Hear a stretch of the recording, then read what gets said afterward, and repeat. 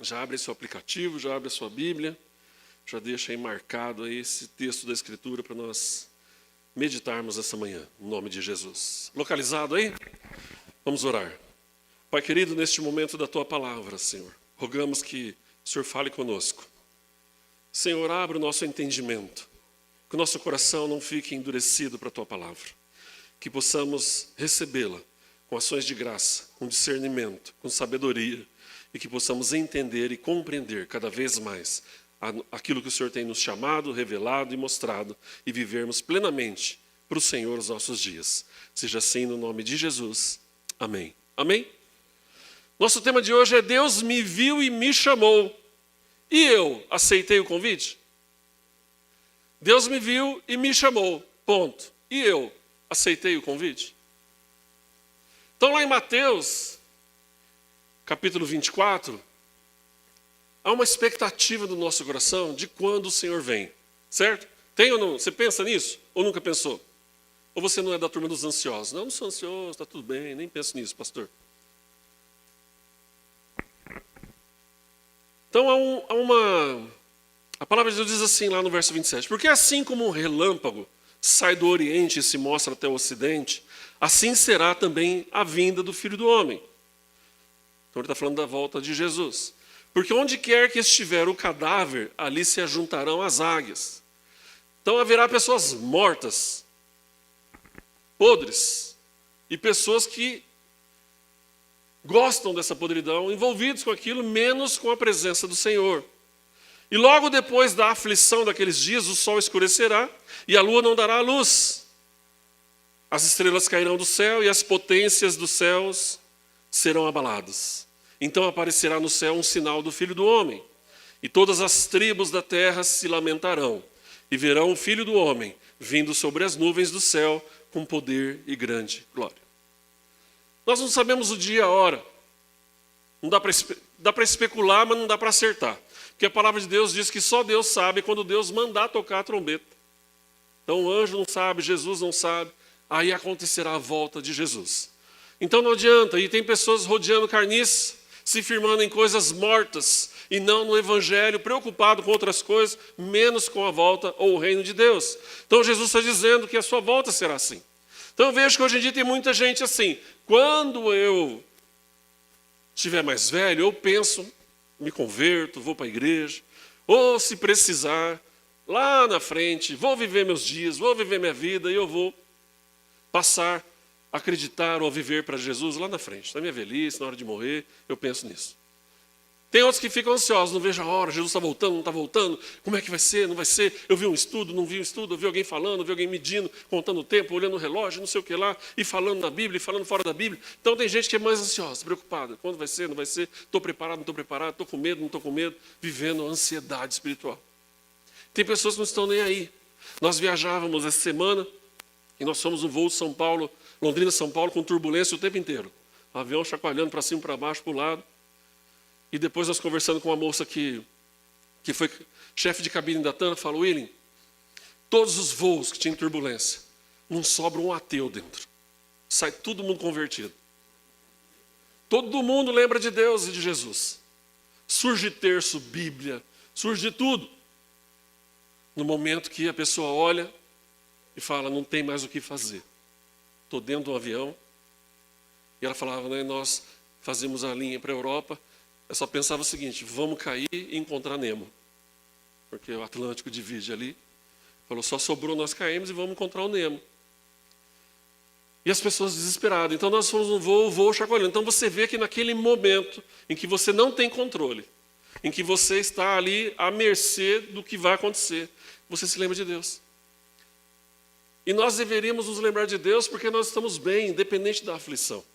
Nós devemos estar convictos daquilo que Deus faz, independente da situação, das lutas, dificuldades ou de bonanças. Porque Deus é a razão do nosso viver. Ele é o motivo do nosso louvor. Ele nos chamou. Mas será que a gente aceitou o convite? Então nós vemos aqueles momentos, né, que Deus está, que a natureza está mostrando a sua realidade, ou que as coisas estão acontecendo. Olha a tragédia lá em Rio Bonito, Iguaçu. Falei, imagina ontem à noite, sem luz, sem casa, aquele município, como não está, gente? achar um documento, uma foto. Imagina. Toda a história da sua família. As mães que gostam de guardar a roupinha do filho, nenê, perdeu tudo. Né? Levou. E nós estamos aqui pensando o que da vida? Nós precisamos estar prontos para Jesus. Amém? Então, em meio a essas experiências, nós precisamos estar com nossos olhos em Deus. É necessário a gente pensar na nossa vida todos os dias com Jesus. Eu acordo com Jesus. Vou dormir com Jesus. Eu trabalho com Jesus. Pego o trânsito com Jesus. Ele está ao meu lado. O Espírito dele está em mim. Não importa a circunstância. Não importa o tamanho do problema. Falava da irmã, dificuldade no trabalho. Quero dizer para você, o problema não dura para sempre, mas a graça do Senhor é eterna. O problema ele tem data para começar e terminar. A graça do Senhor não se finda. O amor de Deus não se finda. O agir de Deus não se finda. Não tem fim. E nós muitas vezes nos lembramos do problema e não da graça poderosa do Senhor. Então, meditando nisso, meu irmão, quero convidar você a voltar, a avançar um pouquinho para Lucas capítulo 5. Verso 27 e 28, 2 versículos importantes da Escritura. Lucas capítulo 5, verso 27 e 28.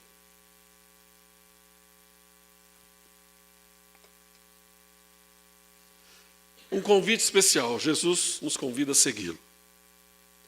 E depois disto, saiu e viu um publicano. Então, Jesus, depois da situação anterior, ele saiu e viu um homem que era um publicano, chamado Levi, assentado na recebedoria ou na coletoria, e disse-lhe, segue-me. E ele, deixando tudo, levantou-se e o seguiu. Amém? Então diz que Jesus passa e vê um homem chamado Levi. Esse nome judeu era Levi e o seu nome em grego era Mateus. E o Mateus se torna apóstolo de Jesus a partir deste momento. Então aquele homem trabalhando numa coletoria, um judeu. Então imagina, qual que era a estratégia de Roma naquela época?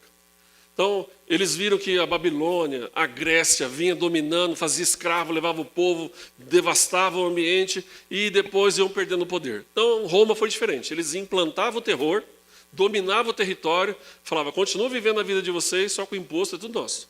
Gera riqueza para nós, gera abundância para nós, alimento para nós, é tudo para Roma. Fica uma parte para vocês, uma parte é nossa. Só que eles precisavam de pessoas de confiança. Então, esse Levi, ou Mateus, era um dos coletores de impostos, porque ele conhecia a língua, conhecia a tradição, conhecia todo mundo. Então, ele sabia quem tinha propriedade, quem não tinha, ele sabia quem tinha herança, quem não tinha, ele sabia quem estudou com ele era rico, quem era pobre. Ele tinha todas as informações e ele trabalhava recolhendo imposto. E ele, sendo um judeu, ele não ia mentir. Porque ele sabia que, através da lei judaica, se ele mentisse, na hora da oferta do sacrifício, ele não ia poder participar, ou ia ter que levar uma manada de boi, de carneiro, porque o pecado era tanto que ele ia ter que se redimir diante do sacerdote. Então, Roma estrategicamente usa. Então, aquele homem está ali coletando. Então, imagina, as pessoas olhavam para ele e, com certeza, não o amavam. Via ele como um coletor, viam ele como um ladrão, viam ele como alguém do mal, viam alguém que traiu a nação, que traiu o judeu, que traiu o pai Abraão, Isaac e Jacó, que virou as costas para o judaísmo, para os hebreus. Então ele era uma pessoa que não era benquista, porque a sua profissão era muito ingrata naquele momento. Então a posição que ele ocupava não trazia para ele uma repercussão positiva. Mesmo sendo judeu, trabalhador, mas a função não agradava a ninguém. Então, então fala a palavra que Jesus o viu. Jesus olha para aquele homem, né, e faz um convite para ele. Então, o primeiro ponto aqui, isso. Jesus faz um convite, e esse convite, então começa ali. Diz no começo do texto, Jesus saiu e viu um publicano chamado Levi. Jesus olhou. Os romanos olhavam para Mateus e via ele como um ótimo coletor de impostos. Um bom funcionário, tinha inteligência, tinha controle, tinha sabedoria, tinha conhecimento, sabia para quem aplicar ou não aplicar a cobrança do imposto. Então, para os romanos amavam Mateus. É o cara certo na função certa. Para o judeu, eles o odiavam. Era o cara certo na função errada. Era um judeu inteligente, mas que jogava contra o time. Era um cara capacitado, mas que trabalhava contra a nação. Então as pessoas olhavam para ele e via ele como ladrão, cobrador de impostos, publicano, tinha apelido, tinha nome, né? Não tinha convivência, não vivia junto, porque ninguém queria estar com Mateus, porque o Mateus, aos olhos do judaísmo, era um cara que não valia a pena. O Levi se via como um cara capacitado, preparado, estudou, né? O Mateus se preparou para a vida, só que infelizmente, por causa do domínio romano, ele foi convocado a trabalhar para o inimigo. Então imagina ele olhava para um lado, queriam acabar com ele. Olhava para o outro lado, se ele não desempenhasse a função, ele morria. Então ele se isola. Então aos olhos dele, ele falava, melhor eu ser sozinho e continuar vivo, trabalhando, do que eu ir para o lado judeu. O judeu quer a minha morte, quer acabar comigo. Se eu paro de trabalhar para o romano, ele quer a minha morte. Então eu desagrado aqui, agrado ali, mas continuo vivendo. Tenho minha casa, tenho dinheiro, tenho comida, e vamos vivendo cada dia o seu mal. Aos olhos deles ele via isso. Jesus passou, olhou, aí Jesus viu outra coisa. Jesus não olhou os defeitos, Jesus não viu ele cobrador de impostos, Jesus viu Mateus, o futuro apóstolo. Jesus olhou o coração daquele homem. Jesus falou, ali está uma possibilidade de transformação. Ali está a possibilidade de eu levantar um homem de Deus. E assim Deus olha para você, meu irmão. Deus olha para você. Quando foi que você teve encontro com Jesus, você lembra? O dia que você entregou a sua vida a Jesus? O coração batia mais forte, havia uma emoção no nosso coração. O dia que a gente se batiza, então, a gente fica tomado por um sentimento de alegria e gratidão que a gente não sabe explicar. Nós temos que viver esse sentimento todos os dias da nossa vida. Deus nos olha todo dia. Quando você abre os olhos, Deus está ali, estou te dando mais uma oportunidade de vida. Viva em abundância. Aproveita. Então Deus olhou para Mateus, para Levi, viu ali uma possibilidade, viu ali um homem, viu ali alguém que era capaz de exercer uma função muito maior e espiritual que Deus tinha para ele. Deus olha para você, ele vê em você uma possibilidade muito maior. Não importa o que o seu inimigo vê, não importa o que o seu povo vê, não importa como você se enxerga, o que vale é o que Deus está vendo. E Deus está vendo em você possibilidade. Deus está vendo em você um novo homem. Deus está vendo em você um lugar para pôr o seu espírito. Por toda a sua deformidade, Deus vai amassar esse barro. Deus vai dar um novo formato. Deus vai dar beleza. Deus vai dar resistência. Deus vai dar conhecimento. Deus vai encher com a sua presença. Vai pôr do seu bálsamo, do seu perfume, do seu azeite, do seu espírito. Deus está agindo na nossa vida. Só que nós esquecemos que Deus um dia olhou para nós. Houve um encontro. Quantos casados estão aqui hoje? Lembra a primeira vez que você olhou para a esposa? Brilhou o zoinho? Você fica ali, e aí? Assim é o nosso encontro com o mestre. Deus olha para nós, os olhos dele brilham. Fala, ali está o meu filho. Ali está um homem, uma mulher de Deus. Ali está alguém que vai ser cheio da plenitude. Ali está alguém com possibilidade de crescimento. Ali está alguém com possibilidade de se tornar um homem ou uma mulher de Deus, com autoridade do céu, para expulsar demônios, curar enfermos, para ser missionário, para dar testemunho, para ajudar na igreja, para na casa dela ser bênção, no trabalho ser bênção, no trânsito ser bênção, na igreja ser bênção, na sociedade ser bênção. Deus olha para você. Deus não olha para você e vê um problema, Ele vê uma solução. Deus não olha as suas limitações, Ele olha a possibilidade de transformação na sua vida. Ele não olha a sua incapacidade, ele vê o quanto de oportunidade ele pode pôr de ferramenta nas suas mãos. Deus sempre vê o melhor na nossa vida. E ele olhou para Levi, olhou para Mateus, falou, ali está. Não está um inimigo do judeu, não está um amigo do romano, não está um cara que não sabe o que ele faz da vida, porque se desagrada ou agrada alguém, ele pode morrer de qualquer jeito, mas ali está o meu filho amado. E assim Deus te vê, meu irmão. Nós precisamos entender a nossa identidade. Quando Jesus voltar, vai ser a volta do Mestre. Mas o hoje, o agora, a gente vive para Jesus. A transformação, o ver de Deus em Mateus foi instantâneo. A mudança, o convite, a transformação é online. Um flagzinho. Sabe quando você dá um WhatsApp, você dá ali, chamar? Pronto. Não chama outra pessoa? Ainda você fica bravo. Mandei mensagem, não leu. Ligo, não atende, a gente fica desesperado. Deus está assim com a gente. Olhei para ele, ele não responde. Estou mandando uma mensagem, ele não responde. Estou dando uma cutucada, ele não... Cadê o azulzinho ali, né? Leu, pelo menos. Acho que Deus fica assim, que está esperando para ver a mensagem. que está esperando para reagir. Manda um joinha para Jesus. Coraçãozinho. Estou aqui, Senhor. Fala comigo. Nós precisamos desenvolver mais essa intimidade e entender que Deus já olhou para nós. Ele já te viu. E você, viu o Senhor? Respondeu o seu chamado? Amém? Ponto 2 aqui. Vamos avançar, senão a gente não consegue trabalhar. Escrevi tanta coisa aqui. Ponto 2. E disse-lhe, siga-me, completando o versículo. Aceite o convite para seguir a Jesus. O seguir a Jesus é uma transformação. Siga-me. E ele seguiu. Então, hoje nós não conhecemos como Levi, mas como Mateus. Deus mudou o nome. Deus chamou Abrão e transformou em Abraão. Deus chamou Sarai e transformou em Sara. Hoje Deus não precisa mudar o seu nome, mas Ele precisa te dar uma nova vida. E Ele dá uma nova vida.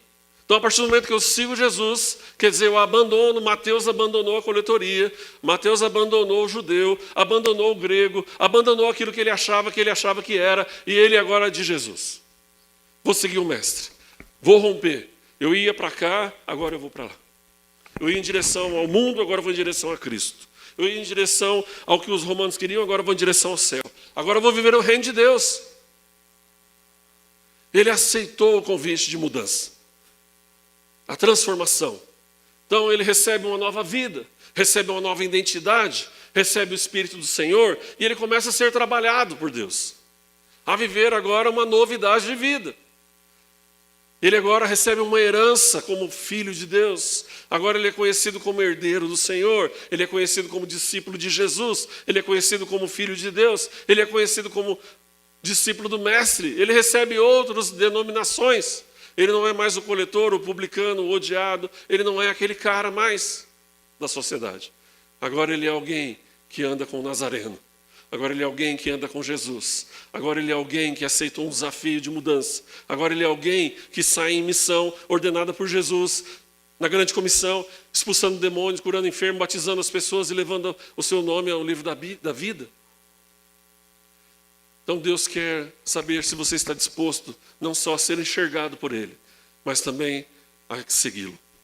E seguir a Jesus é realmente abandonar a nossa vida e começar a viver aquilo que Ele tem para nós. É abandonar aquilo que a gente acha importante para nós e a viver aquilo que é importante para Deus. A entender que aquilo que eu tenho não é nada perto daquilo do tudo que Deus põe nas minhas mãos. Nós temos as lojas, eu sempre faço questão de me lembrar.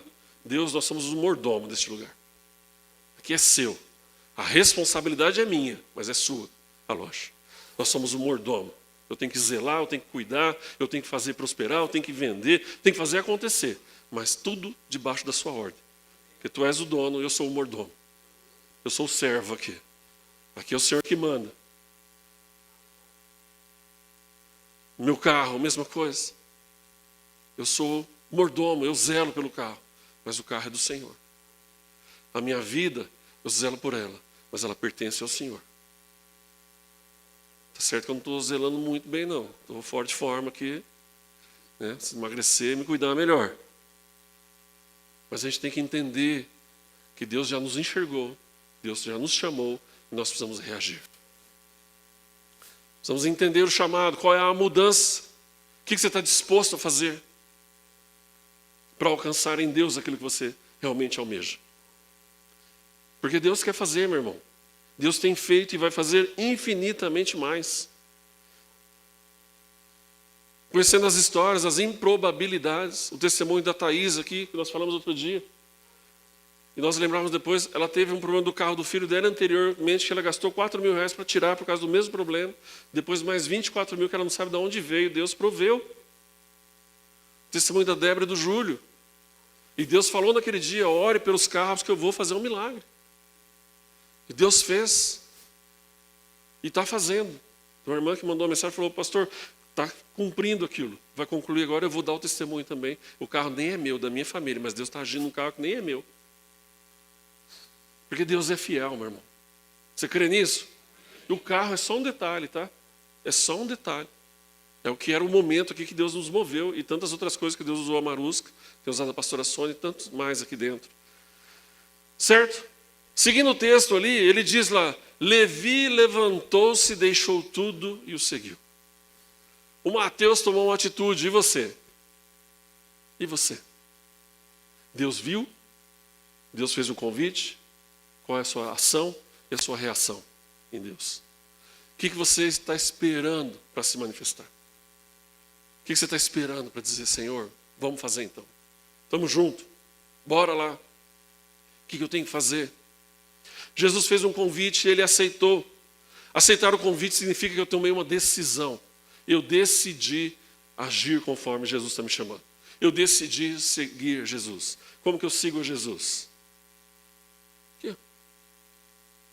Pela palavra. Vou aprendendo, vou lendo, vou seguindo. Como que eu sigo Jesus? Vou à igreja, aprendo. Em comunhão, aqui nós aprendemos a ser como Jesus. Como que a gente se abraça, cumprimenta, como a gente se despede, como que a gente chega, como que a gente louva, como que a gente entende a palavra, como que é a comunhão. Segunda-feira nós tivemos que tocar o povo às 11h. Por quê? Estava um ambiente muito gostoso. Estava uma benção. Nós não queríamos ir embora. Até quem não vem muito na igreja estava desesperado. Uma família que eles iam viajar, tinha outras coisas para fazer, mas não saía daqui. Saíram daqui 11h. Júlio e Débora saíram 11h, Thaís saiu 11h. São uma turma aí, marusca. Né? Nós estamos saindo, fechando a igreja, fazendo as contas, quem saiu, já não tem ninguém mais dentro mesmo, e vamos embora, gente. A segurança estava tocando nós já. Mas por quê? Porque a gente tem experimentado esse ambiente. Nós temos escutado a voz de Deus. Nós temos visto o chamado do Senhor. E assim como Mateus, a gente tem tomado a atitude de buscá-lo. E eu quero dizer para você, o reflexo do jejum, na terça-feira, na viagem, eu me sentia bem. Falei, mas o jejum me fez também, eu estou me sentindo bem, viajando. Parece que ainda há um agir no meu organismo. Não, já vai virar, não é só louvor não, agora é louvor e jejum. A gente sentia a presença, viajando, estando longe. A gente sentia o agir de Deus. Eu não sei você como foi sua terça-feira, mas aquele sentimento no coração não passava. Não passava, a gente ia sentindo. E aí orando pela igreja, lembrando dos irmãos e trabalhando e se deslocando, mas ficava aquele sentimento gostoso. Parecia que ainda a noite anterior ainda estava presente no nosso coração. Aquele calor, aquele amor, aquele sentimento, aquele agir, aquele mover de Deus com liberdade. E me assusta quando vejo pessoas que não sentem nada dentro da igreja. Pelo contrário, criticam. Me assustam. Porque Deus está fazendo algo extraordinário na vida de cada um. E pessoas que queriam estar aqui, citávamos o exemplo de Simone, não podiam estar. Por causa da cirurgia que ela fez. Então a gente precisa estar atento. Mateus aceitou. Ele atendeu prontamente e imediatamente o chamado de Jesus. Ele nem sabia que era Jesus, Jesus fez o convite, foi Mateus. Estou dentro, vamos embora. Acho que depois que você, e agora? Por que o Senhor me chamou? Estou aqui, mas não sei por que o Senhor me chamou. E Jesus falou, eu chamei para te trabalhar. Você vai ser um discípulo amado. Bem-vindo a um processo de transformação, de mudança na sua vida.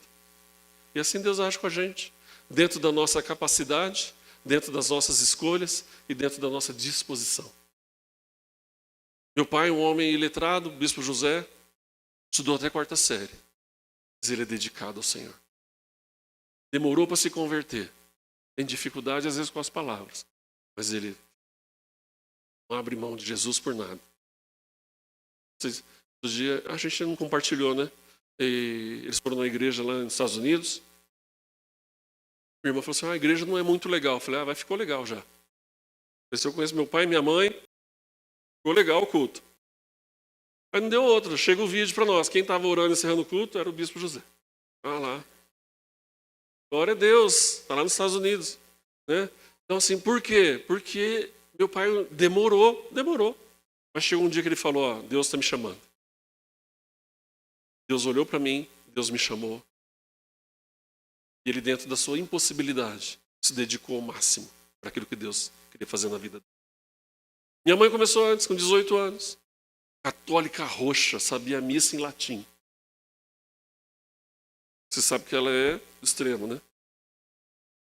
Então, se ela tinha que saber a missa, ela era católica, tinha que ser em latim. estudando a Bíblia com um amigo adventista, se torna evangélica. Não sei se já ouviram o testemunho dela. Com 18 anos. Aí virou um foguete. Estudou a Bíblia o ano inteiro com um amigo, se converte lendo a Bíblia, se torna evangélica, virou um foguete. Literalmente, quando fica aquele cor de rosa dela e sai, né? Só falta subir. Mas ela buscou o Senhor. Todo ano ela lê a Bíblia, já faz uns 20 anos que ela lê a Bíblia toda. Busca o Senhor. Se entrega ao Senhor. Abriu mão de tudo para Deus. Nós não precisamos abrir mão de tudo. Às vezes você não tem um chamado pastoral. Você tem um chamado para ser filho de Deus. Você tem um chamado para fazer parte da família de Deus, do corpo de Cristo. E a partir do momento que você faz parte disso, Deus te chama para uma vida plena e abundante. Há um propósito de Deus se cumprindo na nossa vida. Primeiro, Deus faz todo esse processo de restauração em Cristo Jesus. Nos restaura, nos livrando do pecado, nos trazendo uma nova vida, para que aí nós possamos receber o seu Espírito. Porque em pecado, Deus não pode fazer nada. Mas Jesus vem e nos limpa com o teu sangue precioso. Agora nós podemos receber o Espírito do Senhor. Agora eu sou chamado filho de Deus. Agora eu recebo a herança. Há uma mudança completa na nossa vida. Agora o espiritual de Deus pode acontecer. Nós estamos aptos, preparados. Nenhuma condenação há mais contra nós. O pecado não tem domínio sobre a nossa vida. Porque agora o domínio é de Deus. O domínio é a vida de Cristo em nós.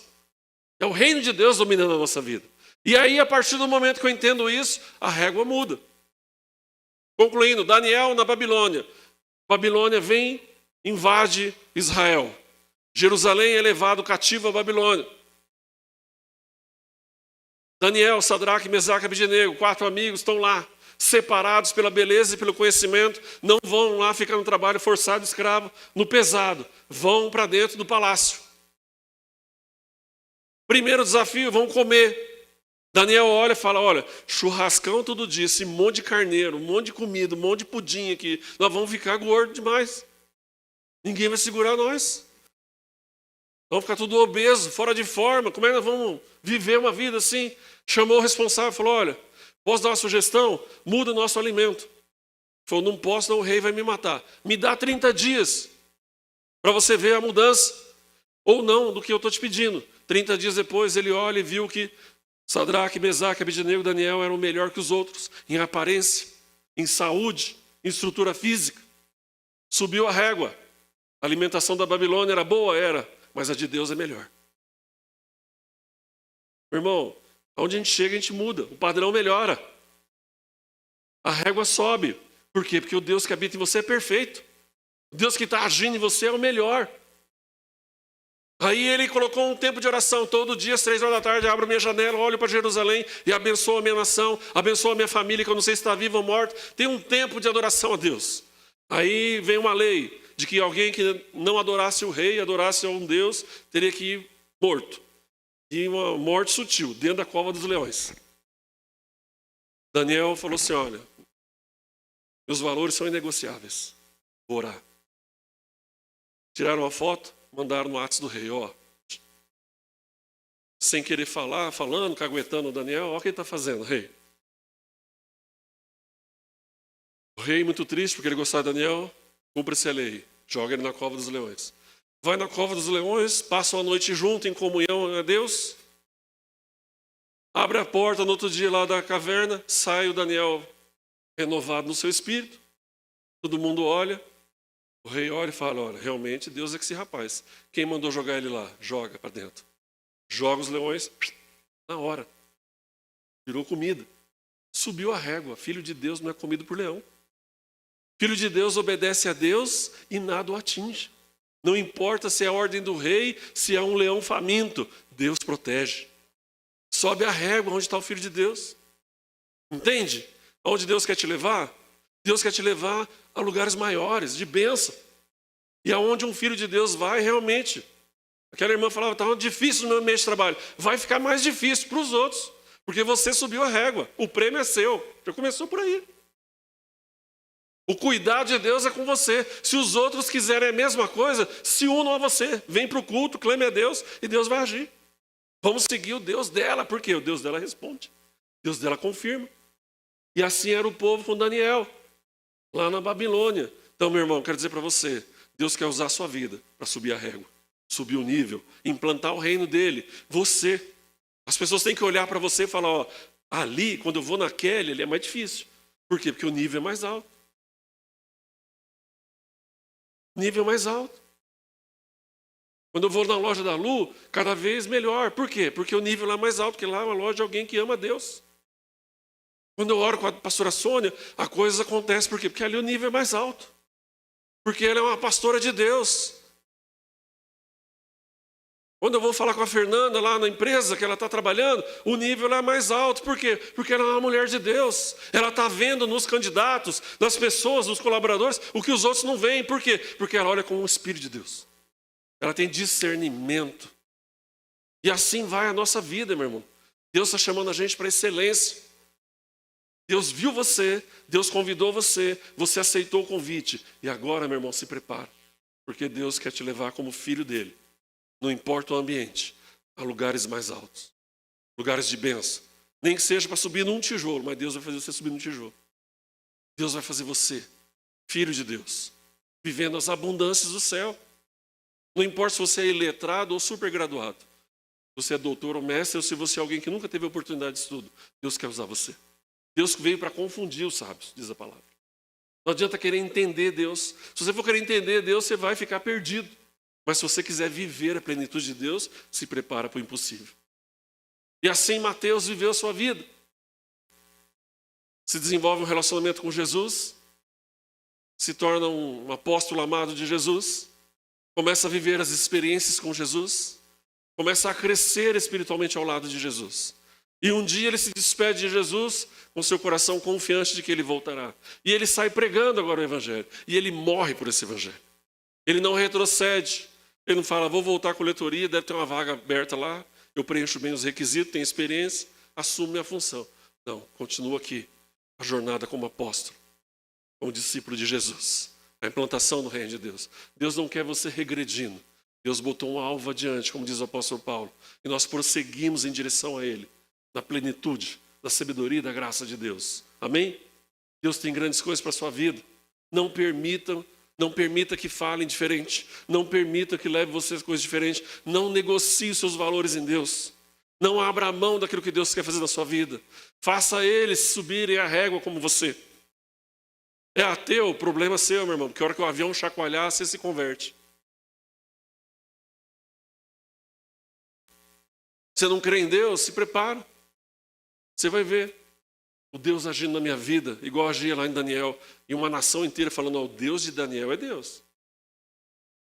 Esse é Deus que age. É Deus que revela sonho. Nunca vi alguém revelar sonho. Existe um Deus que revela sonho. E o mais interessante que eu acho extraordinário na vida de Daniel, cada vez que ele era usado como instrumento de bênção na Babilônia, um escravo na Babilônia, ele era consultado, ele tinha a obrigação de atender o rei, e ele respondia conforme Deus orientava, acertava na mosca, ele ganhava riqueza de presente. Ele era enriquecido pelo rei da Babilônia. Ele era presenteado com ouro, prata, joias. Por quê? Porque é um escravo que subiu a régua.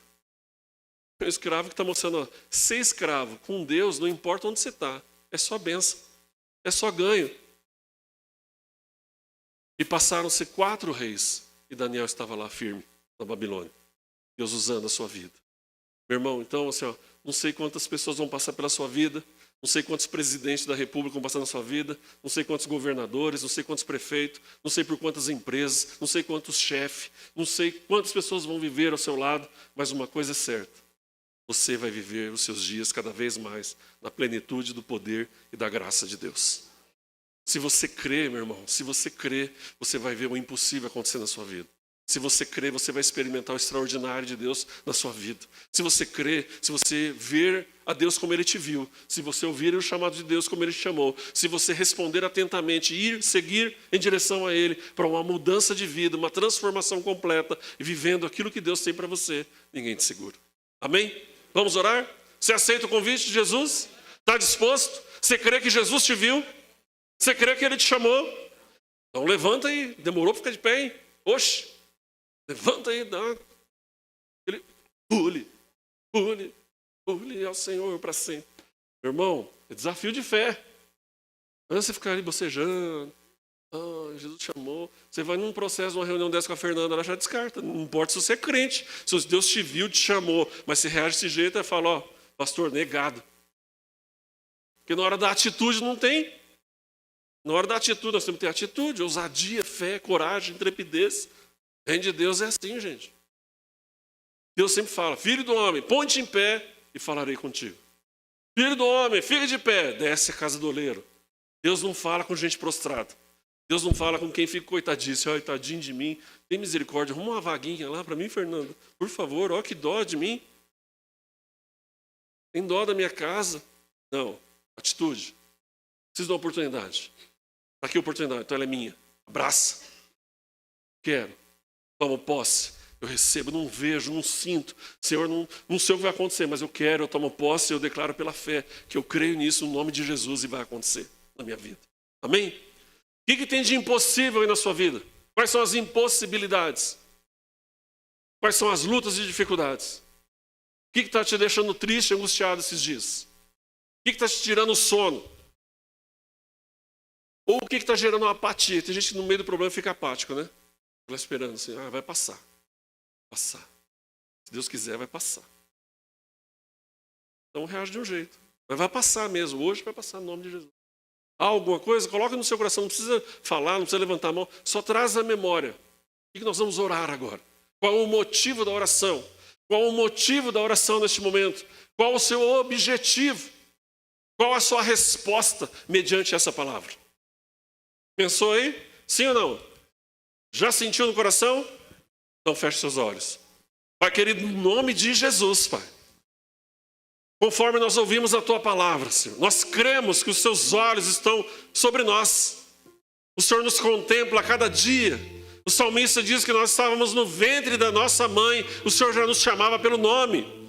Jeremias fala que o Senhor já o chamava pelo nome. A Tua palavra diz que o Senhor nos olha continuamente. O salmista declara que o Senhor não dorme, que o Senhor não tira um cochilo, que o Senhor está com os seus olhos sobre nós dia após dia. E há um chamado do Senhor para nós. E nós estamos aqui para dizer, eis-nos aqui, Senhor. Nós aceitamos o convite dessa mudança, dessa transformação, de uma ação poderosa do Teu Espírito, da Tua vida, do Teu agir em nós, Pai. Nos levando a uma vida plena e abundante, como filhos de Deus, cheios do Teu Espírito, na plenitude do Teu poder, na graça que vem do Senhor, para vivermos os nossos dias o impossível do Senhor, Pai. Abençoa os Teus filhos, Senhor. Aquilo que está afligindo o coração, aquilo que vem tirando a paz, cai por terra no nome de Jesus. No nome de Jesus, que nada permaneça contra eles, que eles possam alcançar novos objetivos, caminhos de bênção, promessas realizadas. No nome de Jesus, livra-os da morte, livra-os da destruição, livra-os da apatia, livra-os da frieza. Senhor, no nome de Jesus, vem com a Tua alegria, Pai. A Tua palavra diz que a alegria do Senhor é a minha força. Que a alegria do Senhor transforma o nosso rosto, muda o nosso semblante, transforma a nossa vida. Seja assim no nome de Jesus. E que venha sobre nós o Teu amor que é perfeito e remove todo medo, Pai. Que tenhamos ousadia, coragem e intrepidez para agir nos nossos dias conforme a Tua palavra, conforme a Tua orientação, no nome de Jesus, Pai. Que nada venha impedir os Seus filhos de avançarem, de crescerem, de evoluírem, de receberem as coisas que vêm do alto, as bênçãos que o Senhor preparou, as portas abertas, os caminhos aplanados, rios no deserto, abundância, plenitude que o Senhor tem para cada um de nós. Que possamos vencer no nosso lar, na nossa família, na vida conjugal, na criação dos filhos, no nome de Jesus. Que possamos vencer, crescer no trabalho, na vida profissional, nos negócios, com os clientes. Senhor, no nome de Jesus, que haja prosperidade, dom de adquirir riqueza, que haja uma transformação nas nossas vidas profissionais. Senhor, abençoa os nossos ministérios, abençoa o nosso dia a dia, abençoa o nosso chamado, abre o nosso entendimento, capacita-nos, ó Deus, fortalece-nos, ó Pai, nos instrui com o Teu Espírito e leva-nos, Senhor, a lugares de bênção. Assim como Daniel, Pai, que as pessoas possam olhar para nós como modelos do céu, pessoas que vivem a plenitude do reino de Deus, que a gente possa ser um modelo, um lugar de segurança, um lugar de conforto, um lugar de conselho, de palavras que vêm de Deus, de uma experiência que vem com Deus, de um mover que vem com Deus, de respostas que vêm de Deus, de um agir que vem do Senhor, Pai. O Senhor vem nos aperfeiçoando, vem nos moldando, vem nos transformando e vem nos levando a uma vida mais abundante. Que possamos, Senhor, experimentar cada dia mais, não importa o dia do ano, não importa o mês do ano, não importa onde nós estivermos, que a gente possa estar sempre ali, representando a luz, a glória, a graça, o poder, o reino de Deus, Pai. Que a Tua vida seja refletida em nós e que possamos alcançar cada vez mais as abundâncias do céu, Pai. Colocamos em Tuas mãos as nossas aflições, as nossas preocupações e também os nossos sonhos. Queremos construir, queremos alcançar, queremos evoluir, queremos ter a confirmação do Senhor nas nossas obras. Abençoa, Senhor, os nossos projetos, abençoa os nossos sonhos, abençoa, Senhor, no nome de Jesus. Tira-nos a frustração e dá-nos força, ânimo, leva-nos além do que temos pedido ou pensado. Senhor, responde a nossa oração, responde os nossos projetos, confirma os nossos propósitos, que o Senhor esteja agindo em todas as áreas e trazendo a nós a resposta que vem do céu. Assim nós oramos no nome de Jesus. Amém. Amém? Glória a Deus. Diga amém. Eu recebo. Em nome de Jesus. Em nome de Jesus. Aleluia. Louvemos ao Senhor.